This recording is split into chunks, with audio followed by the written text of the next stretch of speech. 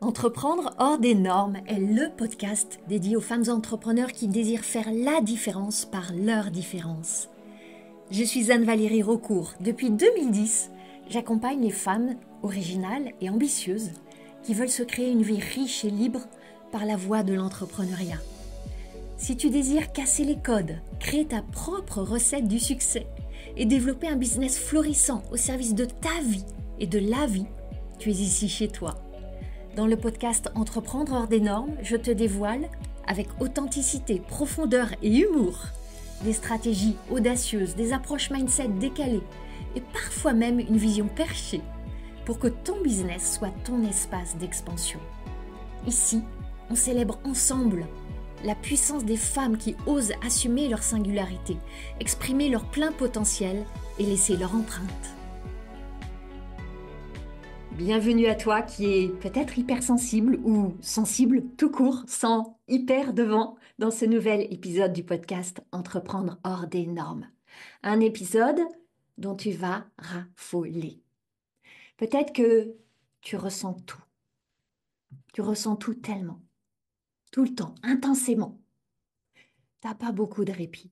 Même la nuit, ça vient te chatouiller, te réveiller et morpher, et pas vraiment ton allié. Chaque décision, chaque interaction, chaque peut-être même retour d'un client, ça t'impacte profondément dans ton cœur, dans tes tripes.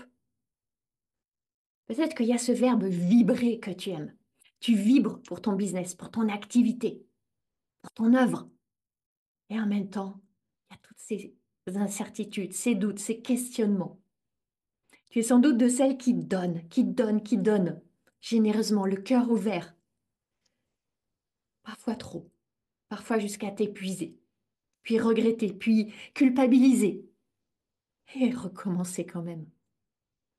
Et oui, cette hypersensibilité, elle se glisse dans chacun des interstices de ta vie d'entrepreneur. Il y a tellement de beauté dedans. Et aussi, elle peut te plomber. Elle peut te porter vers les plus hauts sommets de tes ambitions, parce que des ambitions, tu en as.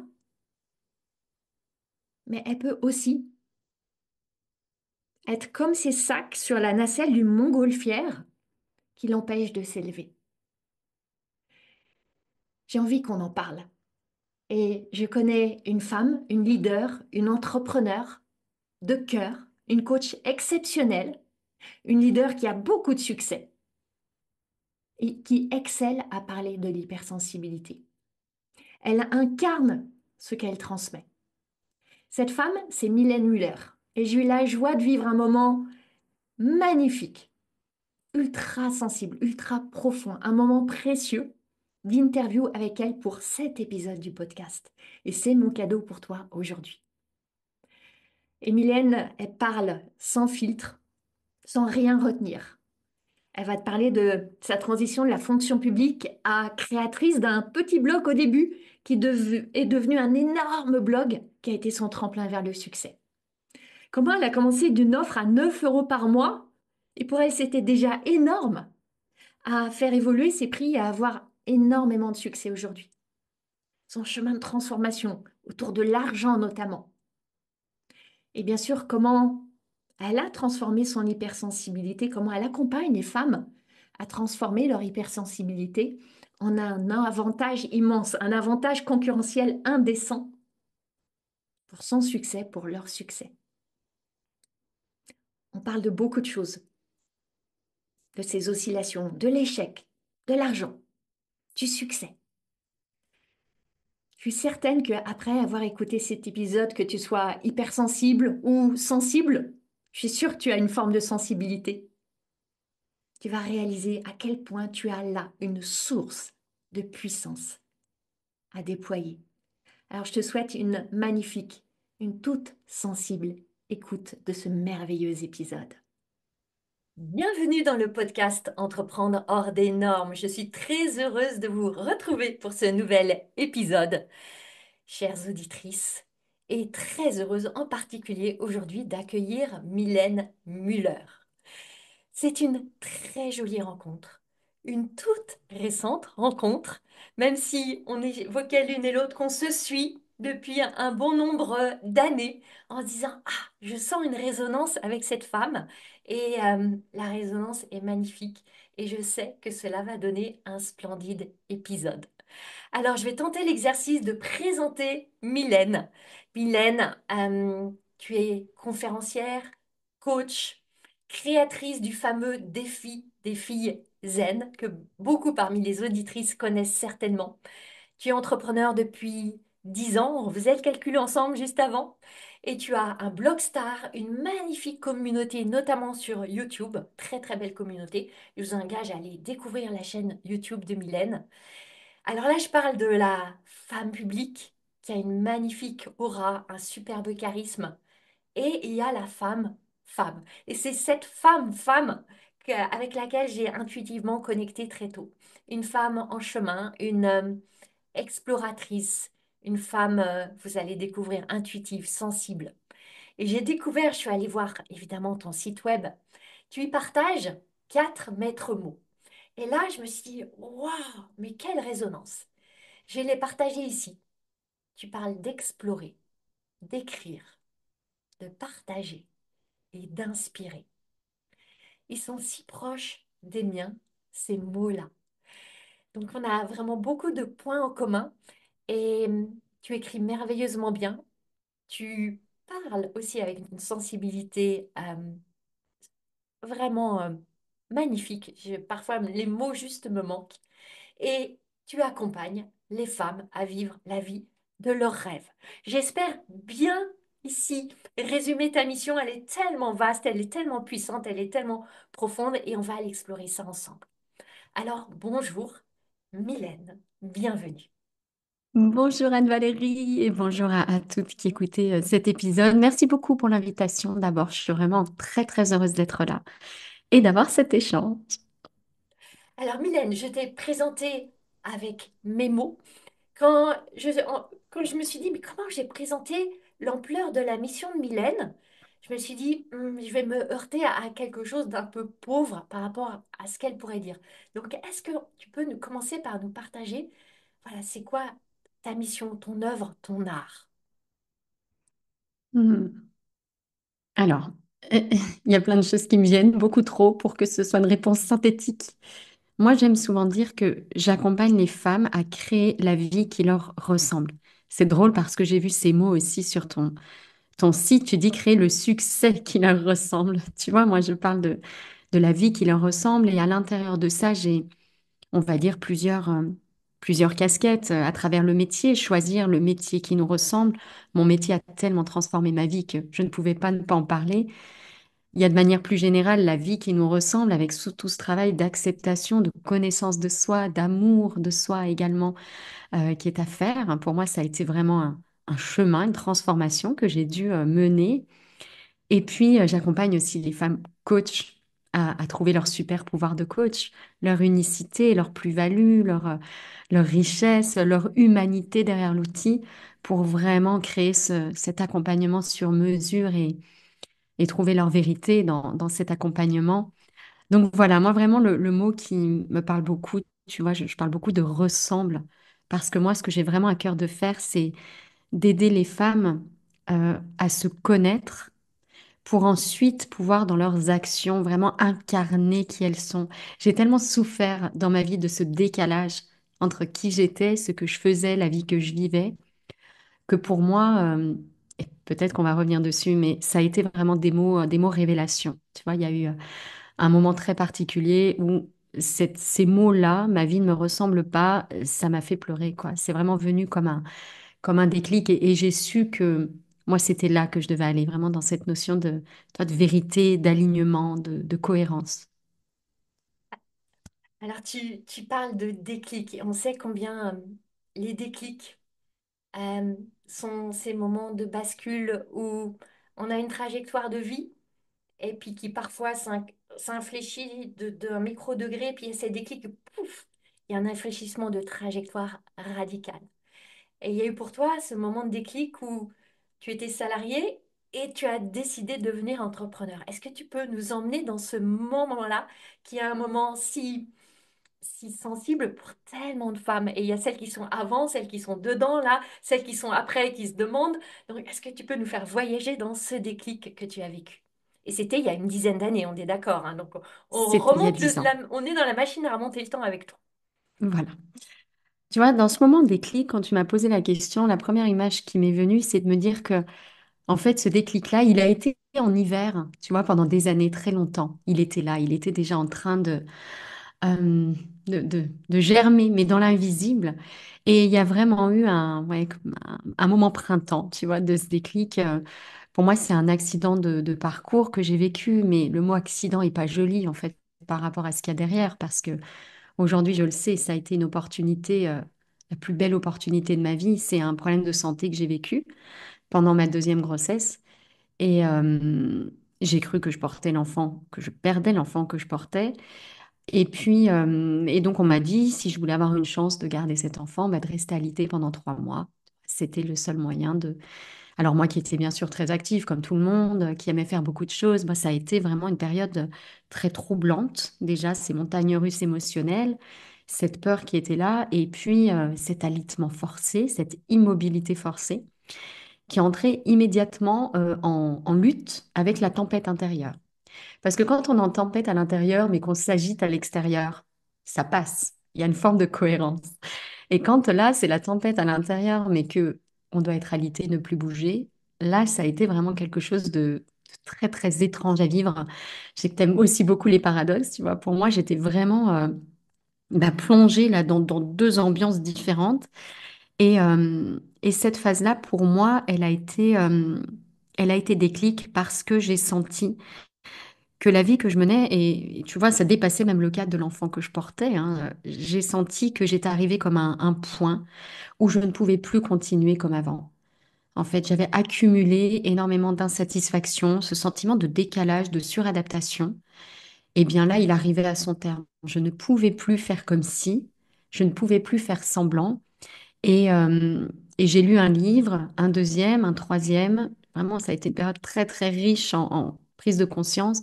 Et surtout, ce moment vraiment pivot, ça a été une composition au piano, parce que je joue du piano, et j'écris une chanson.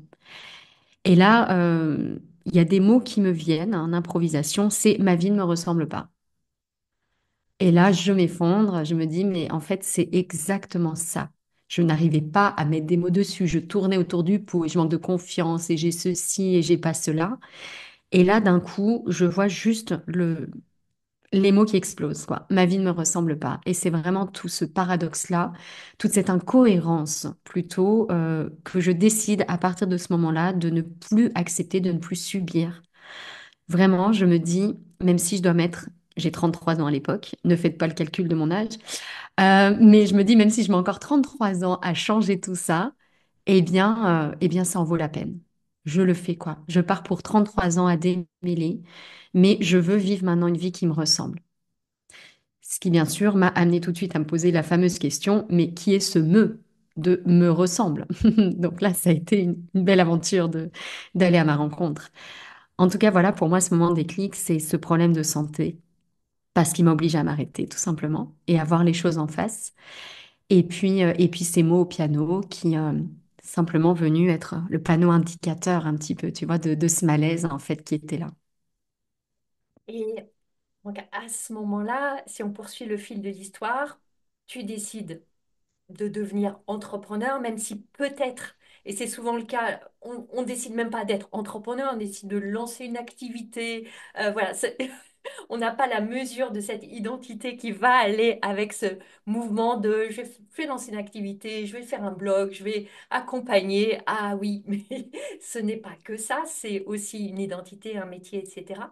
Donc, est-ce que tu peux nous emmener justement dans, ben voilà, comment t'en es venu à tracer ce chemin qui aujourd'hui te mène à voilà, avoir le succès que tu as, la visibilité, l'exposition, cette capacité à impacter des milliers de femmes? Euh, Parce que c'est tellement facile de voir le sommet de la montagne, même si on n'est jamais au sommet, on est d'accord, on a toujours d'autres sommets à les conquérir, mais on ne voit pas que voilà, c'est un chemin de 10 ans quand même. Et donc, tu peux nous ramener au début de ce chemin et à quoi ça ressemblait pour toi? C'est étrange parce que tu vois, au moment où j'ai voulu créer, moi, c'était créer mon blog. C'était ça le premier sujet pour moi. Créer mon blog, j'aime écrire, je vais écrire. Je vais écrire et je vais partager ce chemin intérieur que je m'engage à faire à partir de maintenant devant l'univers parce que je ne veux plus de cette incohérence entre qui je suis et la vie que je mène. Et donc, pour moi, au départ, c'est créer un blog. Je pense honnêtement qu'à aucun moment je me dis, mais là, je suis en train de devenir entrepreneur. En fait, pour moi, c'est écrire, créer. J'ai vraiment besoin en fait de cette liberté d'expression. Donc, je me sens privée en fait. Je suis dans la fonction publique, moi, depuis 14 ans, et je vis quand même dans la fonction publique des moments assez déroutants où on corrige une virgule dans mes messages ou voilà des choses où je me dis, là, je ne suis pas à ma place. Il y a clairement un décalage. Je sais aujourd'hui à quel point pour moi la liberté d'être soi, de s'exprimer, d'oser être est essentielle. Je vois à quel point pour moi tout ça était vraiment une torture. Donc au départ pour moi c'est créer mon blog, tu vois, plus que devenir entrepreneur. Mais je sais que depuis toujours j'étais faite pour être entrepreneur. Parce qu'encore une fois cette liberté, voilà, d'expression, d'expansion. Je suis vraiment coincée dans cette fonction publique, je me souviens à être dans une grille indiciaire, dans un poste dessiné sur une fiche de poste qu'on a écrite pour moi, dans des consignes, des horaires, un cadre strict, des choses que j'ai pas choisies moi-même. Et ça, c'est une vraie souffrance. Ce blog, pour moi, c'est vraiment parler de ce qui me tient à cœur, accompagner mon cheminement parce que je ne veux plus de cette vie que je mène et il y a une vague idée derrière tout ça qui est de Olivier Roland, vivre de son blog. Je me dis, écoute, il l'a fait, pourquoi pas moi? Je sais écrire aussi, même si à cette époque, je n'ai absolument pas conscience de mes talents et de mes qualités, hein. Je suis un moule de fonction publique. J'ai eu un concours il y a 14 ans, mais je ne sais pas du tout que j'ai des talents, des qualités, des forces, ou voilà, ça ne me parle pas. Je suis persuadée de ne pas en avoir. Mais voilà, je vois cet exemple, il y est arrivé, et puis je me dis, mais allez, je vais créer mon blog. Et dans le pire des cas, si ça ne marche pas, eh ben c'est pas grave, j'ai toujours la fonction publique. J'avais aucune idée d'arrêter en fait au début, hein. Je faisais les deux en parallèle. Donc voilà comment ça a commencé. Et c'est vrai qu'on disait, on partage nos jolis chiffres aujourd'hui, et 100 000 abonnés par-ci, et tatatam par-là, mais quand j'ai commencé, on était deux abonnés, tu vois. Quand j'ai lancé mon blog, hein, c'était mon mari et moi. Et il faut avoir le courage, en fait, c'est vrai, à ce moment-là, d'écrire un article, de partager un défi quand il n'y a personne pour le lire. C'est chouette, en fait, aussi de se révéler quand tout le monde nous écoute, mais de le faire quand tout le monde s'en moque et tu vois qu'il n'y a pas d'écho. C'est pas facile, en fait, de traverser ça. Donc voilà, on va dire un petit peu comment ça a pris naissance pour moi. Et très honnêtement, j'ai été dépassée, même si est-ce qu'on peut vraiment être dépassé par l'objectif, je sais pas, je pense qu'au fond de moi, j'y croyais quand même. Et j'en avais envie, tu vois, de voir cette communauté qui se développe, d'avoir de plus en plus de femmes qui me suivaient. Je pense que j'y croyais quand même, sinon je l'aurais pas fait. Et c'est vrai que bah, petit à petit, il y a eu beaucoup de monde autour de ce projet. Et même si j'étais partie au début avec l'idée de parler de moi, je me suis rendu compte que je parlais pas vraiment que de moi. Je parlais de toutes ces femmes sensibles, discrètes, réservées, qui s'interdisent des rêves, qui vivent enfermées dans une vie, tu vois, qui leur ressemble pas, qui subissent. Et ça a été pour moi, et c'est ce qui m'anime aujourd'hui. C'est très, très fort, en fait, de voir toute cette majorité un peu silencieuse qui est là et de pouvoir parler, pas pour elles, mais avec elles. Parce que justement, aujourd'hui, mon objectif, c'est vraiment de les accompagner à prendre leur place à leur tour.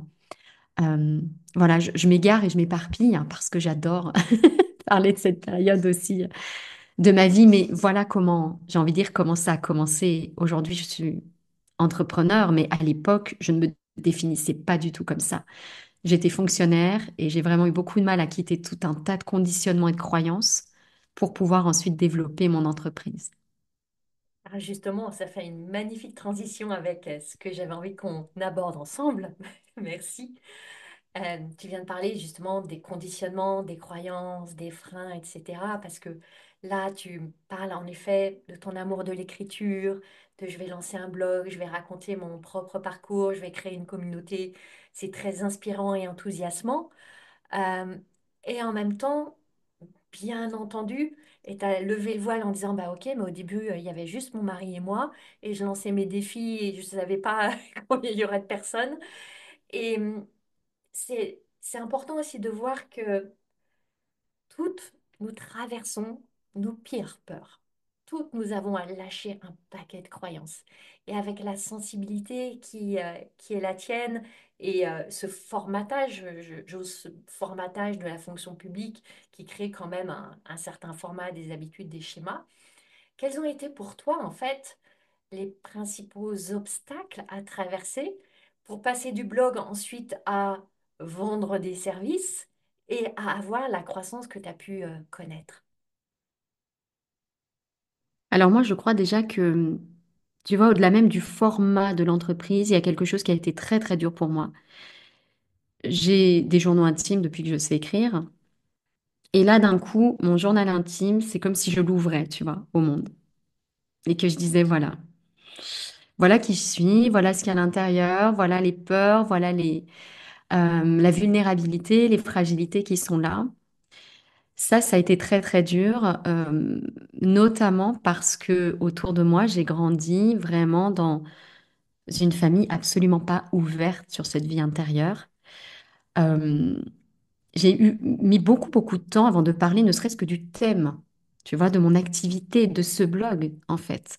C'est pas juste une entreprise que j'ai créée où j'ai vendu des cuisines, en fait. C'est je me dévoile, je parle de moi, je parle de méditation, je parle de pleine conscience, je parle de toutes ces choses qui, en repas de famille, sont la risée, tu vois, de mes proches, qu'ils sont un peu moins aujourd'hui, mais qu'ils l'étaient à une époque.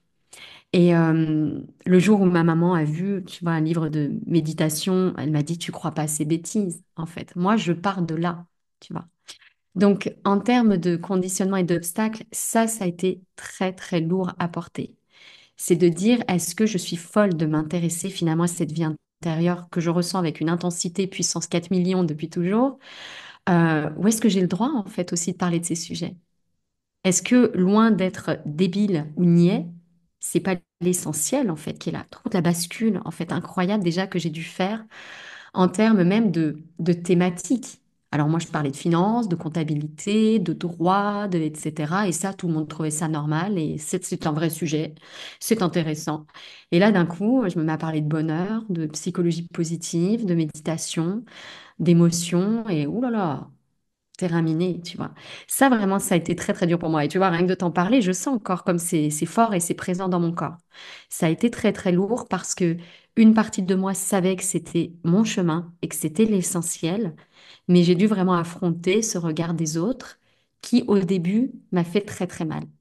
Ce jugement de s'intéresser à ce type de sujet, d'être un peu gourou, d'être aux limites de la secte quand on parle de bonheur et qu'on emploie certains mots, tu vois.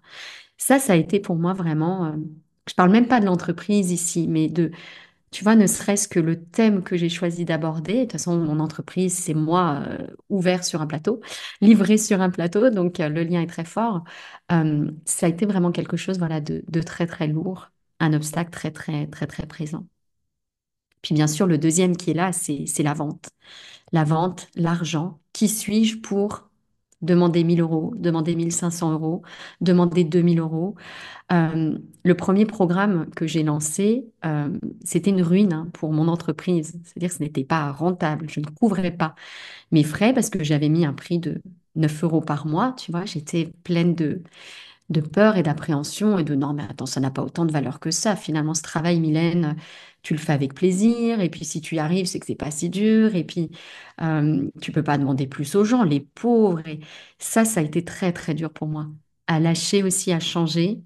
Quand on est fonctionnaire, un jour on passe un concours et puis toute notre vie on a un traitement qui tombe. Jamais on se questionne sur l'argent. Alors si on râle, je gagne pas assez, tatatam, le pouvoir d'achat, mais on se questionne pas vraiment sur la valeur de tout ça, sur le processus de vendre, demander un tarif en échange d'un service. Ça a été autre chose de très très dur pour moi à affronter. Les critiques, alors d'autant plus quand on vend encore une fois quelque chose d'immatériel. Je ne vends pas une cuisine. C'est normal de payer pour une cuisine, mais payer pour être heureux, ça, c'est bizarre, ça heurte, tu vois, il y a quelque chose qui est pas, ouais, qui est pas cohérent là-dedans, en fait, qui dérange un petit peu. Et Voilà, je dirais que s'il y a les deux obstacles les plus difficiles que j'ai dû affronter, qui aujourd'hui sont moins présents, mais je sens encore qu'ils ont été là et qu'ils sont imprimés quelque part dans mes cellules, c'est vraiment ces deux obstacles-là, je dirais. Hmm.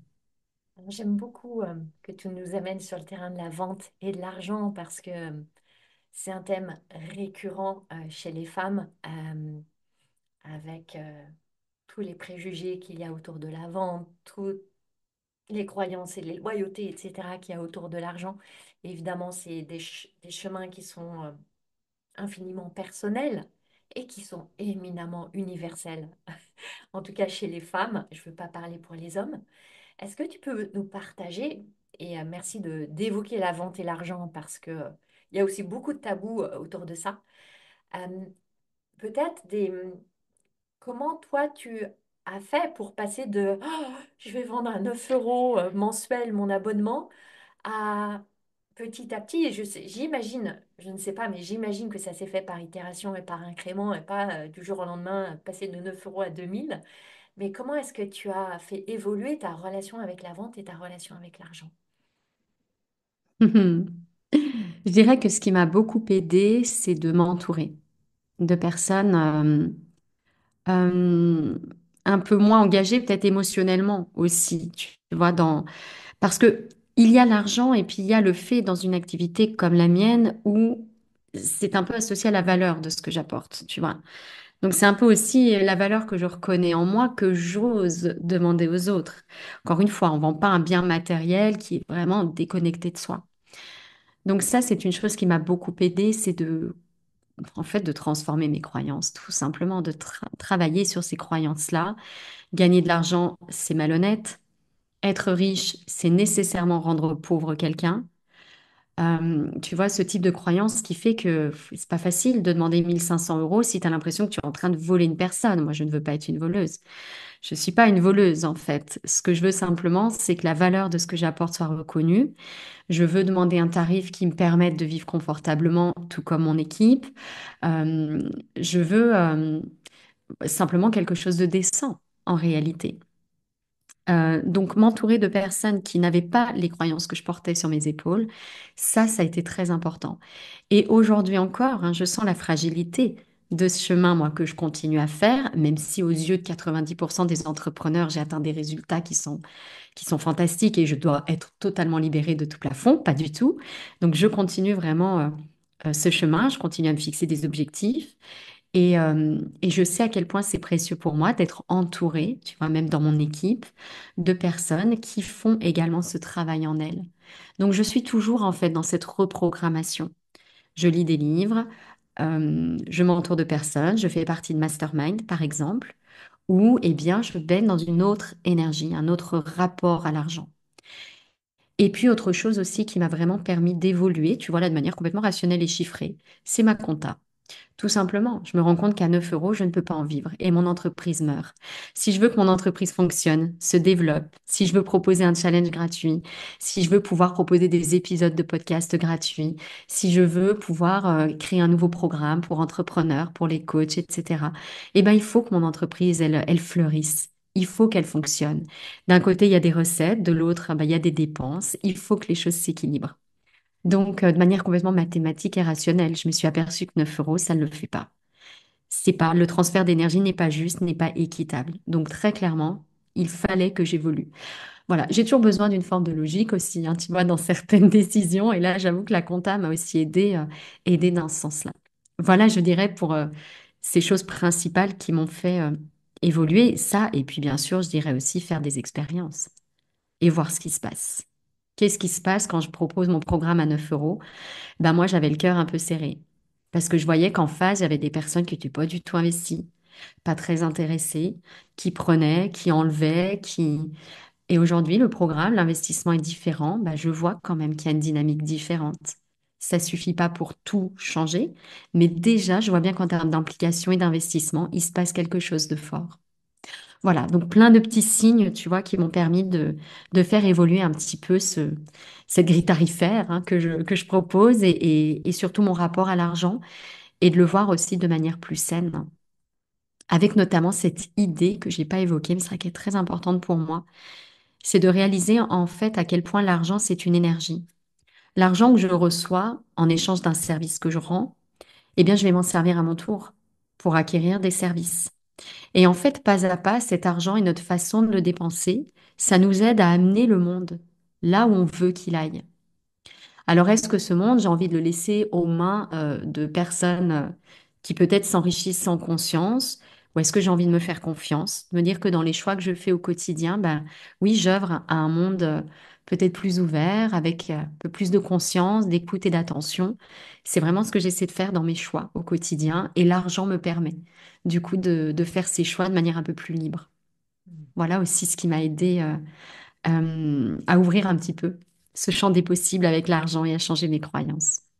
Merci beaucoup pour tous ces partages et ton humilité à dire que tu es toujours en chemin, tu es toujours sur ce chemin. Et c'est beau de le dire et de l'entendre. Donc, merci pour ce cadeau pour toutes les auditrices.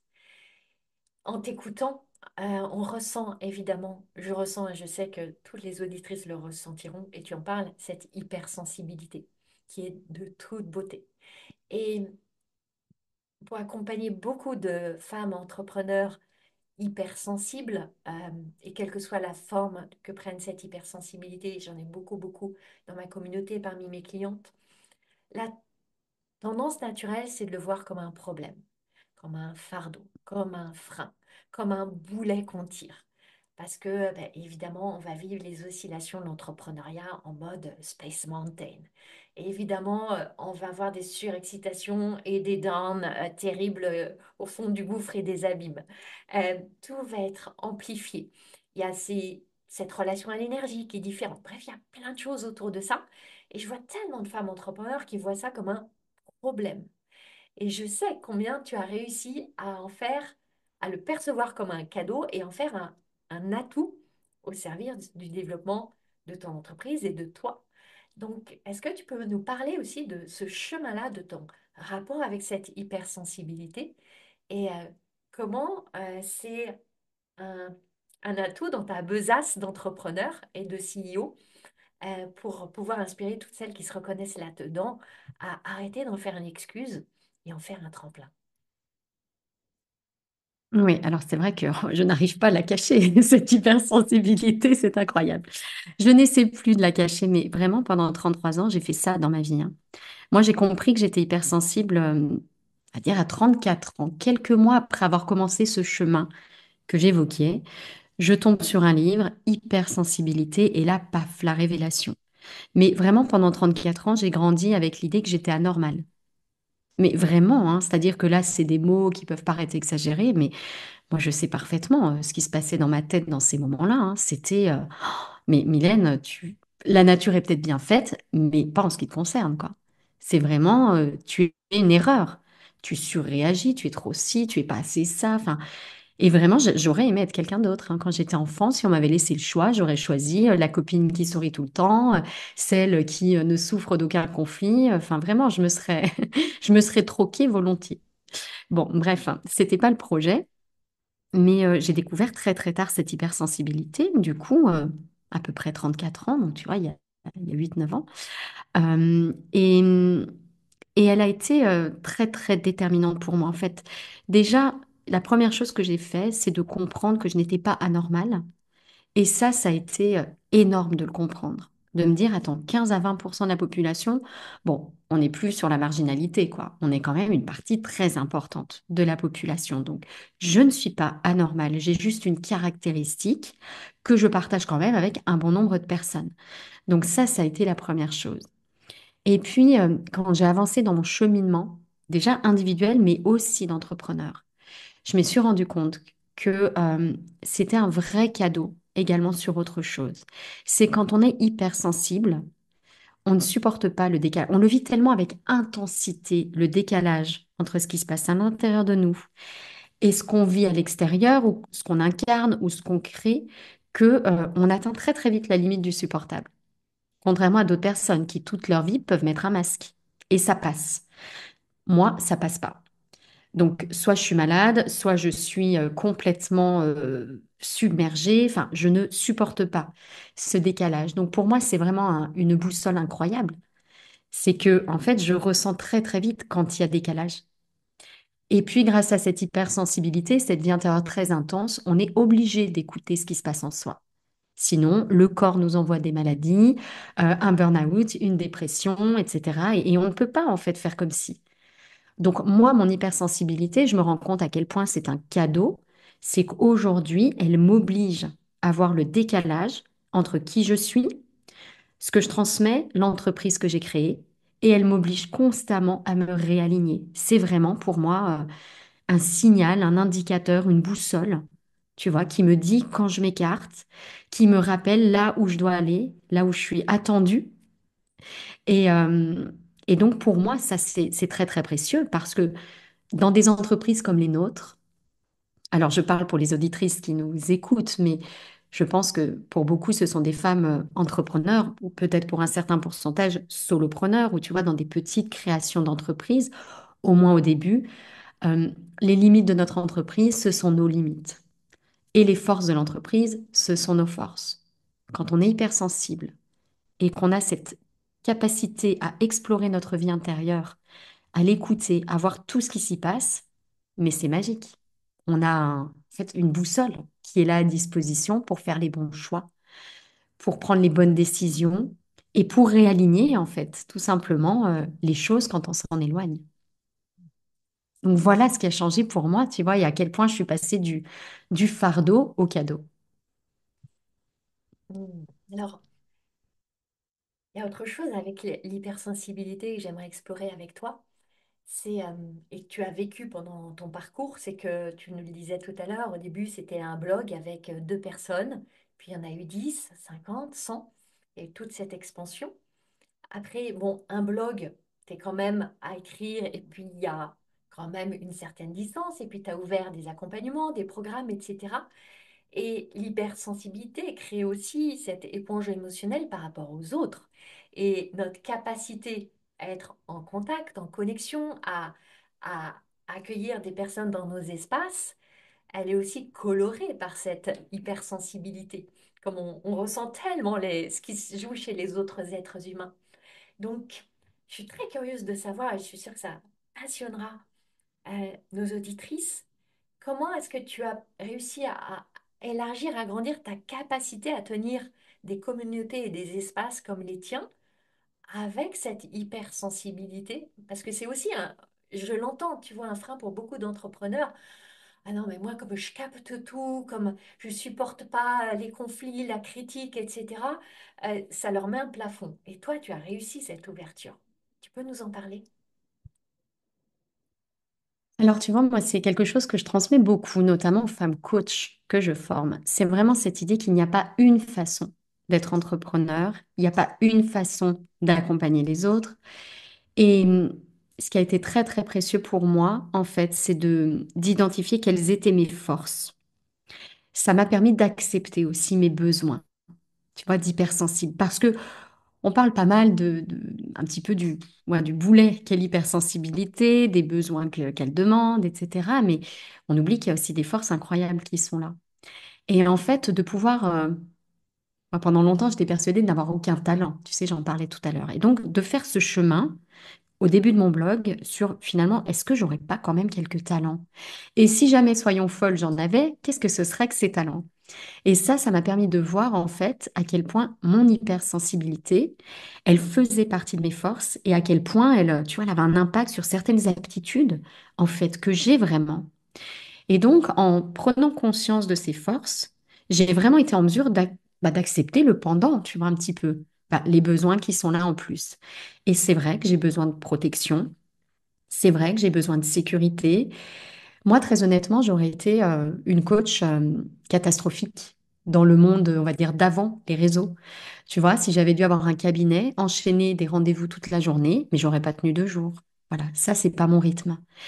Et là, c'est vraiment une chance incroyable qu'on a avec ces nouveaux outils qui sont là du numérique. C'est que ça nous permet d'avoir un rendez-vous, d'être dans le confort de chez nous, de faire une pause quand on en a besoin.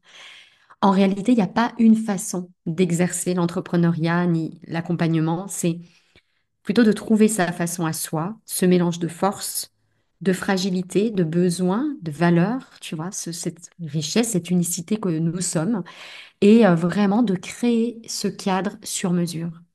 Et c'est ça qui m'a permis de développer mon entreprise comme ça. C'est que j'ai toujours veillé, ou plutôt mon corps me le rappelle quand je m'égare très souvent, que je dois respecter cet équilibre. Je dois écouter celle que je suis et je dois créer mon entreprise à mon image. C'est pas à moi de me suradapter au rythme de l'entrepreneuriat, tu vois, agité en pleine croissance permanente. C'est vraiment de créer mon entreprise, l'entreprise qui me ressemble. Et donc, dans tous les choix d'entrepreneur que je fais attention à ça. Est-ce que quand j'anime ce programme-là, je suis en train de puiser dans mes réserves? Est-ce que c'est trop? Est-ce qu'au contraire, bah, tu vois, ça me nourrit?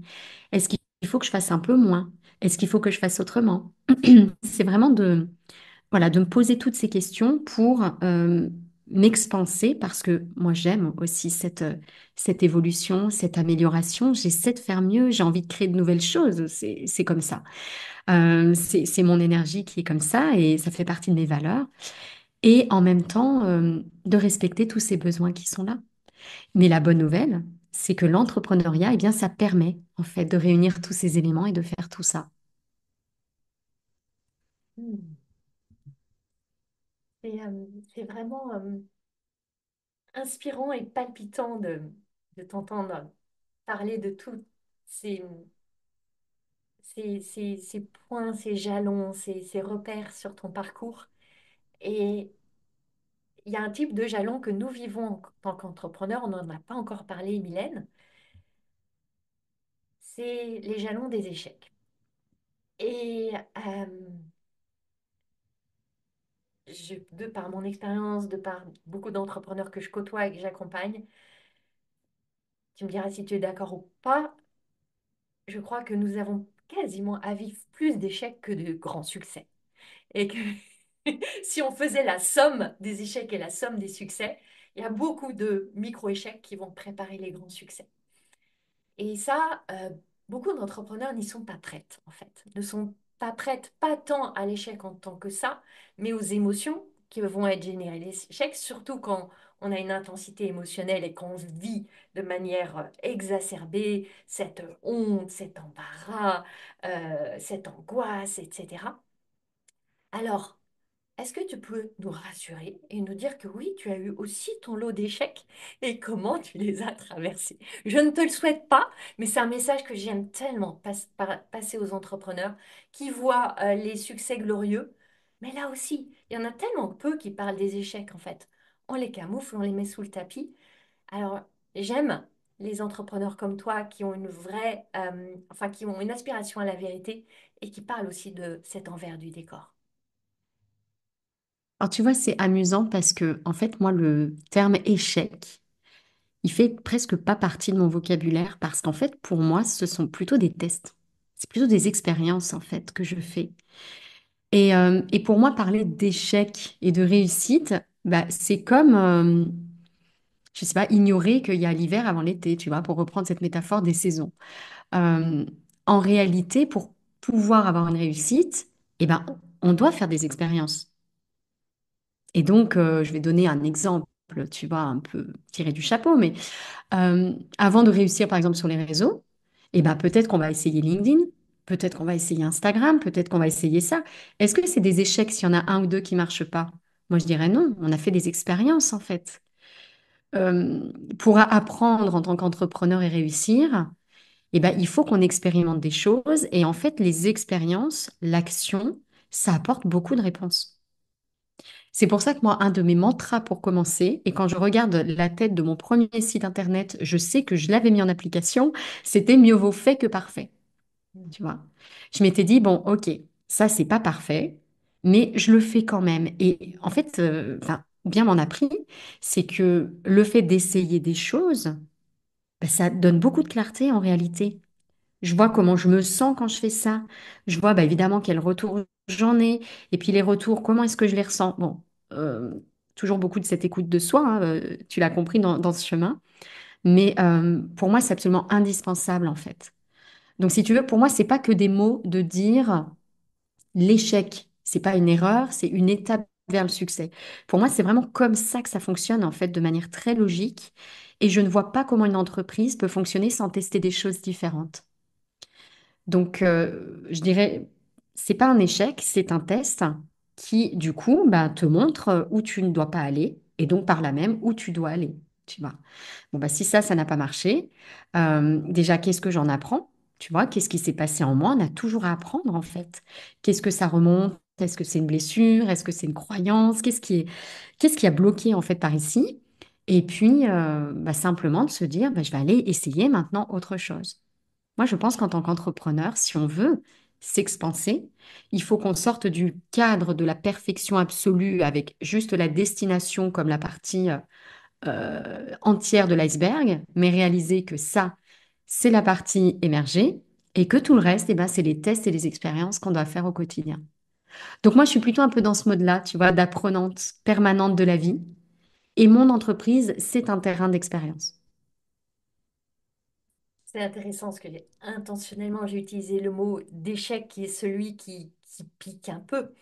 Et dans mon langage, je parle aussi d'expérimentation et d'expérience, toujours. Et il y a tellement d'énergie dans les mots et on connaît la puissance des mots et le pouvoir créateur des mots. Et j'adore expérimenter avec la curiosité qui, je trouve, est une très jolie émotion à côtoyer sur nos chemins. Alors, j'ai cru comprendre que tu aimes les défis. D'ailleurs, le mot défi est au cœur, en tout cas, de ce qui a été à l'origine de ton succès. Et tu l'as dit que tu aimes, voilà, tu aimes expérimenter, tu aimes les défis, etc. Quels sont les prochains défis qui t'animent, Mylène? Waouh! Alors, tu vois, j'aime pas trop les défis, en fait. Justement, je me suis lancé ce challenge parce que je savais qu'il fallait que je sorte de cette zone de confort. Et les défis zen, tu vois, ça a vraiment été pour moi, ouais, un message envoyé à l'univers, quoi. C'est j'arrête de subir, maintenant je passe à l'action. J'étais dans cette phase-là où je passais, voilà, de subir ma vie à agir. Subir, agir. Deuxième étape de mon parcours. Et donc, j'ai vraiment eu besoin de ça pour oser y aller. Donc, j'aime pas spécialement les défis, mais je sais que j'en ai besoin pour avancer. Et comme je disais tout à l'heure, tu vois, c'est expérimenter des choses. Si on reste toujours dans le confort de son chez-soi, qu'on coupe le contact avec les autres, qu'on reste dans sa bulle, bah, à quel moment on se connaît, en fait? Tu vois, à quel point est-ce qu'on peut être soi-même si on n'a pas ce regard de l'autre, si on n'a pas tout ce qui nous renvoie, ce miroir qui représente et tout ce que ça fait remonter en nous? Pour répondre maintenant à ta question, quels sont mes prochains défis? Mon prochain grand défi pour mon entreprise, hein, euh, c'est de m'autoriser la simplicité. Parce que tu sais, bon, moi je suis un petit peu vicieuse à l'intérieur. Je cherche toujours quelque chose de complexe dans tout ce que je fais, comme si je m'interdisais la facilité, la simplicité. Comme si j'avais vraiment accepté l'idée que travailler dur, de l'effort, faut que ce soit difficile. Et je me rends compte à quel point, dans certains de mes choix d'entreprise, j'ai du mal parfois à trancher et j'ai encore du mal à aller vers ce qui est facile pour moi, comme si je me refusais. Tu vois, voilà, une part de, ouais, de facilité, de simplicité. Ça va être mon challenge en 2025. J'ai vécu une année 2024, une belle expérimentation. Hein, ça a été assez catastrophique. On aime quand les tests sont gagnants. Alors là, pour le coup, c'est pas un test gagnant, mais gagnant quand même parce que j'ai appris plein de choses. Et notamment que je dois davantage me faire confiance et m'autoriser à aller dans mes forces, dans mes talents, dans mes aptitudes naturelles. Arrêter d'essayer de me complexifier la vie à suivre les modèles d'autres personnes. Me faire confiance. Tout comme j'enseigne à mes coachs de se faire confiance à elles. Mais tu vois, on est toujours son plus beau cas d'école. Et je sais que ça, c'est quelque chose que je dois vraiment faire là pour cette année qui arrive et puis peut-être les prochaines. M'autoriser la simplicité et donc me faire confiance. Me faire confiance en allant encore plus dans ce qu'on a évoqué, c'est aller chercher ce super pouvoir que j'ai, cette plus-value unique que j'ai, ces besoins uniques aussi que j'ai, et vraiment respecter l'ensemble en créant encore plus cette activité sur mesure. Moi, c'est là que je continue à aller. Créer cette entreprise qui me ressemble, cette activité qui me ressemble et j'affine en fait au fil de mes expérimentations et de mes tests. Donc je vais continuer avec ce défi de la simplicité, je crois, en 2025. Je prends une grande respiration parce qu'il y a tellement, mais tellement de résonance, Mylène. Je crois que nous nous tenons la main sur ce même chemin, avec ce même grand défi, avec nos six boulots rigolos qui se délectent de complexité. Euh, voilà, avec tout des tas de questions de mérite autour, etc. Bref, tu l'as magnifiquement expliqué et je buvais tes paroles en me disant, mais c'est juste, on dirait que ma petite voix intérieure est partie chez Mylène, là. C'est magnifique. Hmm. Alors, on va arriver à la fin de ce podcast déjà. J'ai déjà l'envie de faire un deuxième tome du podcast avec toi d'ici quelques mois pour voir nos évolutions respectives sur ce chemin de la simplicité. Et est-ce que tu aurais l'élan de partager peut-être un conseil, une inspiration pour ces entrepreneurs qui, justement, aspirent à développer un business qui leur ressemble, qui rassemble toutes les parties d'elles, où elles se sentent bien comme à la maison, qui est ton chemin, qui est mon chemin. Qu'est-ce que tu as envie de leur dire? Mais très clairement, moi, ce que j'ai envie de leur dire, c'est qu'elles sont justement attendues pour ça.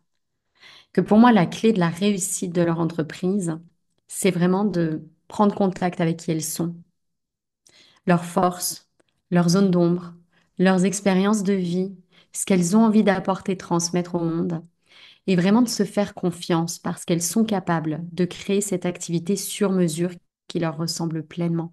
Elles sont capables, et je dirais même plus, elles sont attendues pour le faire.